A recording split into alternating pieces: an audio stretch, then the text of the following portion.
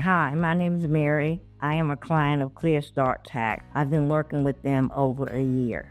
I had a job where I had to pay in my own taxes, and I was not paying in enough on that quarterly basis. What would I have done had I not gone to tax relief? I'm not sure. I was very stressed out at the time, and this was hanging over my head. My experience going through clear tax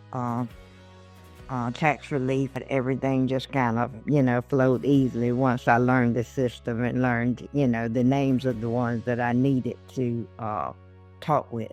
What surprised me the most, I think, was the people that I talked to in the beginning. They told me how the tax situation would work and how it would come out in the end. I was very, very surprised at the fact that everything worked out really well, and I didn't have to come up with a lot of money on the end. The outcome was very worthwhile, and it's affected me in a good way because it's taken a lot of pressure off me. Well, I would tell anyone that's going through a major tax debt crisis to really look into Clear Start Tax, because I have in the past looked into other people that said that they would help me with my taxes, but they were too expensive and I couldn't go forward with it. Yes, I would recommend Clear Start Tax. I really would, and I'm not just saying that to be saying that. I really